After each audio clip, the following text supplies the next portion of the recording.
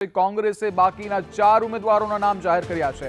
રાજકોટથી પરેશ ધાનાણી કોંગ્રેસના ઉમેદવાર જાહેર કરાયા છે, જ્યારે મહેસાણાથી રામજી ઠાકોર, નવસારીથી નૈશદ દેસાઈ અને અમદાવાદ પૂર્વથી હિંમતસિંહ પટેલને ઉમેદવાર તરીકે જાહેર કરવામાં આવ્યા છે। જ્યારે વિધાનસભા પેટા ચૂંટણીના ઉમેદવાર પણ જાહેર કરવામાં આવ્યા છે, જેમાં વિજાપુરથી દિનેશભાઈ પટેલ કોંગ્રેસના ઉમેદવાર જાહેર કરાયા છે, જ્યારે પોરબંદરથી રાજુ ઓડેદરા, માણાવદરથી હરિભાઈ કણસાગરાના ઉમેદવાર જાહેર કરવામાં આવ્યા છે। હાલ આપણી સાથે પ્રતિક જાદવ અમારા સંવાદદાતા જોડાયેલા છે। પ્રતિક, સમગ્ર માહિતી શું છે વધુ?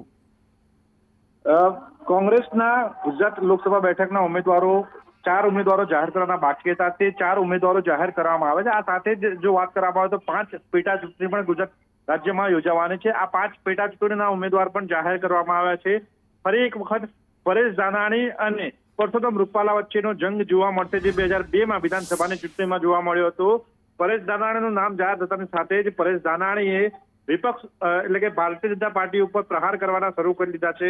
મહત્વનું છે કે 4 બેઠકની જો વાત કરવામાં આવે તો 4 બેઠક ઉપરના જે ઉમેદવારો જાહેર થયા છે, તેમાં રાજકોટ બેઠક ઉપરથી પરેશ ધાનાણીનું નામ સામે આવ્યું છે। આ સાથે જ જો વાત કરવામાં આવે મહેસાણા બેઠક માટે, તો મહેસાણા બેઠક ઉપરથી રામાજી ઠાકોર, કે જે મહેસાણા જિલ્લા પ્રમુખ છે, તેમનું નામ સામે આવ્યું છે। આ સાથે જ અમદાવાદ પૂર્વ બેઠકની જો વાત કરવામાં આવે તો અમદાવાદ પૂર્વ બેઠક ઉપરથી ફરી એકવાર હિંમતસિંહ પટેલ ચૂંટણી લડશે, જે અગાઉ આ બેઠક ઉપરથી ચૂંટણી લડી ચૂક્યા છે અને અમદાવાદ શહેરના પ્રમુખ પણ છે।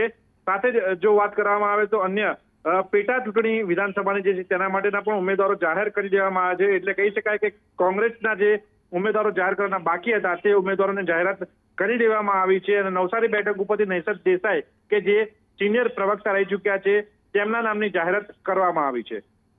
જી પ્રતિક, સમગ્ર માહિતી બદલ આભાર।